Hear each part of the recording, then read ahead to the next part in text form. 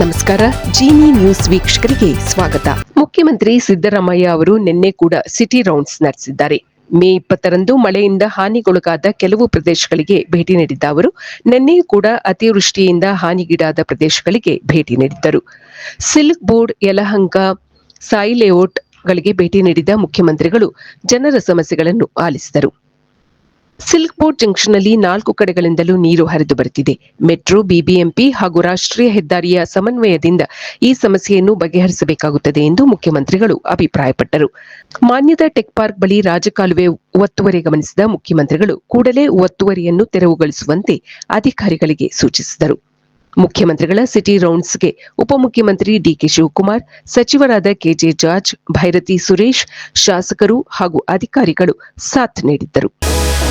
ರಾಜ್ಯದ ಪ್ರಭಾರ ಪೊಲೀಸ್ ಮಹಾನಿರ್ದೇಶಕರಾಗಿ ಡಾ ಎಂಎ ಸಲೀಂ ಅವರನ್ನು ರಾಜ್ಯ ಸರ್ಕಾರ ನೇಮಕ ಮಾಡಿದೆ. ಸಿಐಡಿಯ ಆರ್ಥಿಕ ಅಪರಾಧಗಳು ಹಾಗೂ ವಿಶೇಷ ಘಟಕಗಳು ಈ ವಿಭಾಗದ ಪೊಲೀಸ್ ನಿರ್ದೇಶಕರಾಗಿರುವ ಸಲೀಂ ಅವರಿಗೆ ಈಗ ಪ್ರಭಾರ ಡಿಜಿ ಐಜಿಪಿಯ ಹೆಚ್ಚುವರಿ ಜವಾಬ್ದಾರಿಯನ್ನು ನೀಡಲಾಗಿದೆ. ನಿವೃತ್ತ ಡಿಜಿ ಐಜಿಪಿ ಅಲೋಕ್ ಮೋಹನ್ ಅವರಿಂದ ನಿನ್ನೆ ಸಂಜೆ ಸಲೀಂ ಅವರು ಅಧಿಕಾರ ಸ್ವೀಕರಿಸಿದರು. ರಾಜ್ಯದ 43ನೇ ಡಿಜಿಪಿಯಾಗಿದ್ದಾರೆ ಸಲೀಂ ಅವರು. ಬೆಂಗಳೂರು ಸಮೀಪದ ಚಿಕ್ಕಬಾಣಾವರ ತಾಲೂಕಿನವರಾಗಿದ್ದಾರೆ ಡಾ ಎಂಎ ಸಲೀಂ. ಮಂಗಳೂರು, ಮೈಸೂರು ಸೇರಿದಂತೆ ರಾಜ್ಯದ ಹಲವು ಕಡೆ ಕರ್ತವ್ಯ ನಿರ್ವಹಿಸಿದ್ದಾರೆ. ಹೈಪ್ರೊಫೈಲ್ ಕೇಸ್ ಆಗಿದ್ದ ಪ್ರಜ್ವಲ್ ರೇವಣ್ಣ ಲೈಂಗಿಕ ದೌರ್ಜನ್ಯದ ಪ್ರಕರಣದ ಮೇಲ್ವಿಚಾರಣೆಯನ್ನು ಸಹ ಸಲೀಂ ಅವರೇ ವಹಿಸಿದ್ದರು. ಕನ್ನಡ ಮಾತನಾಡುವುದಿಲ್ಲ ಎಂದು ದರ್ಪದಿಂದ ಹೇಳಿದ್ದ ಸ್ಟೇಟ್ ಬ್ಯಾಂಕ್ ಆಫ್ ಇಂಡಿಯಾದ ಮ್ಯಾನೇಜರ್ಗೆ ವರ್ಗಾವಣೆಯ ಭಾಗ್ಯ ದೊರೆತಿದೆ.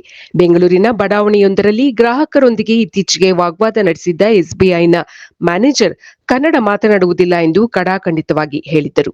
ಈ ವಿಡಿಯೋ ಸಿಕ್ಕಾಪಟ್ಟೆ ವೈರಲ್ ಆಗಿತ್ತು. ಜೊತೆಗೆ ಕನ್ನಡಿಗರ ಹಾಗೂ ಕನ್ನಡ ಪರ ಸಂಘಟನೆಗಳ ಆಕ್ರೋಶಕ್ಕೂ ಗುರಿಯಾಗಿತ್ತು. ಸ್ವತಃ ಮುಖ್ಯಮಂತ್ರಿ ಸಿದ್ದರಾಮಯ್ಯನವರೇ ಬ್ಯಾಂಕ್ ಮ್ಯಾನೇಜರ್ ವರ್ತನೆಗೆ ಫುಲ್ ಗರಂ ಆಗಿದ್ದರು.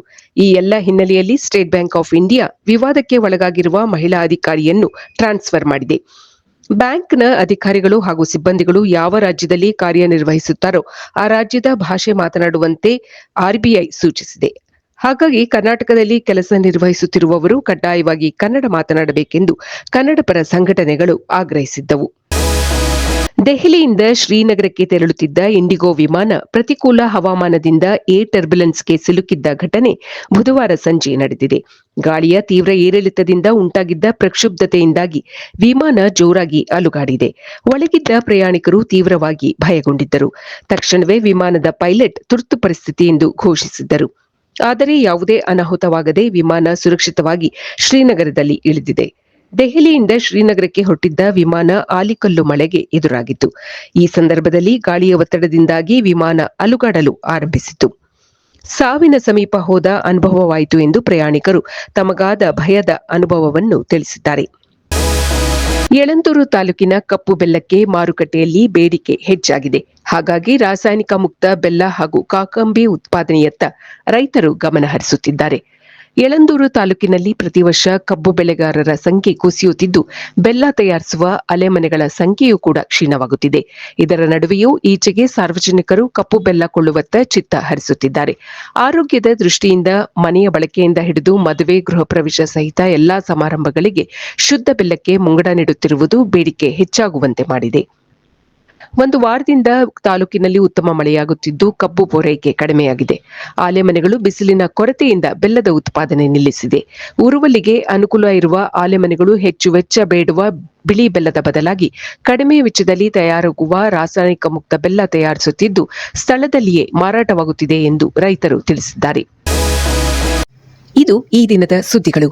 ನಿರಂತರ ಸುದ್ದಿಗಳಿಗಾಗಿ ವೀಕ್ಷಿಸುತ್ತಿರಿ ಜಿನಿ ನ್ಯೂಸ್. ನಮಸ್ಕಾರ. ಇನ್ನಷ್ಟು ಬಿಸಿ ಬಿಸಿ ಸುದ್ದಿಗಳಿಗಾಗಿ ವೀಕ್ಷಿಸುತ್ತಿರಿ ಜಿನಿ ನ್ಯೂಸ್.